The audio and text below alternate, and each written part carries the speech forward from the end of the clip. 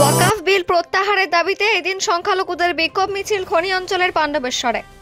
লোকসভা এবং রাজ্যসভায় ওয়াকফ bill pass হওয়ার পর থেকে সারা দেশ তথা রাজ্যের বিভিন্ন জায়গায় বিক্ষোভে নেমে পড়ে মুসলিম সম্প্রদায়ের মানুষজন। পথে নেমে প্রতিবাদ জানায় সংখ্যালঘু সম্প্রদায়। একাধিক জায়গায় পুলিশ প্রশাসনের সাথে চলে দাঙ্গা, কোথাও ভাঙা হয় পুলিশের গাড়ি, আবারও কোথাও আহত হয় একাধিক উচ্চপদ অধিকারিকরা। রাজ্যের একাধিক জায়গার মতো এদিন খনি অঞ্চল পাণ্ডবেশ্বরে সংখ্যালঘু সম্প্রদায়ের পথে নেমে ওয়াকফ বিল প্রত্যাহারের দাবিতে বিক্ষোভ দেখায়। পাণ্ডবেশ্বরে মহালদান্না ফুটবল গ্রাউন্ড থেকে মিছিল শুরু হয় এবং পাণ্ডবেশ্বর স্টেশনে এসে শেষ হয়। এই দিনের বিক্ষোভ মিছিলে পা মেলালেন সংখ্যালঘুদের একাংশ। প্লাকার্ড হাতে স্লোগান দিতে দিতে প্রতিবাদ জানায় মুসলিম সম্প্রদায়। প্লাকার্ডে বড় বড় অক্ষরে লেখা ওয়াকফ বিল প্রত্যাহার করতে হবে, নইলে গদি ছাড়তে হবে। পাশাপাশি প্রধানমন্ত্রী নরেন্দ্র মোদী, স্বরাষ্ট্রমন্ত্রী অমিত শাহ এবং উত্তরপ্রদেশের মুখ্যমন্ত্রী যোগী আদিত্যনাথের পুষ্পতলিকা দাহ করে মুসলিম সম্প্রদায়। পাণ্ডবেশ্বর থেকে অজিত মিশ্র, রিপোর্ট নিউজে।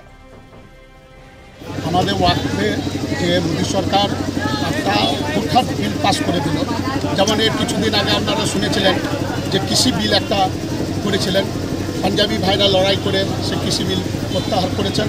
তেমনি আমরাও আমাদের মুসলিমদের ওপরে যে আমাদের কবরস্থান, মসজিদ, মাদ্রাসা, যে সকলের ওপরে যে ওয়াকফ বিলটা যেটা আমাদের করছেন মানে বিরোধ করেছে, যে ওয়াকফ বিলটা পাস করে দিয়েছে যে মুসলিমদিকে এখানে মাটি দেওয়া হবে না, মসজিদ করা হবে না, আজান দেওয়া হবে না, মাদ্রাসা বন্ধ করতে হবে, মাদ্রাসা চালু থাকবে না, এইসব নিয়ে আমাদের মুসলমানদের ওপরে একটা অত্যাচার করছে। মোদী সরকারকে আমরা হটাতে চাই। মোদী সরকারের বিরুদ্ধে আমরা এই আন্দোলন করছি। এই বিক্ষোভ কর্মসূচি এই জন্যই যে আমরা ভারতবাসী আমরা ভারতবর্ষে বাস করি, হিন্দু মুসলমান সবাই। অতএব ভারতবর্ষ একটা হচ্ছে সৌন্দর্যের প্রতি দেশ, এবং এখানে সবারই ধর্ম বরাবর আছে, সমান আছে। সেই জন্য এই ধর্মের প্রতি সংবিধানে যখন ধর্ম পাস আছে, তখন একটা ধর্মের প্রতি কোনো রকমের বিচারিতা করতে পারে না। সেই জন্য এই বিলের বিরুদ্ধে আমরা কিন্তু সোচ্চার হয়েছি।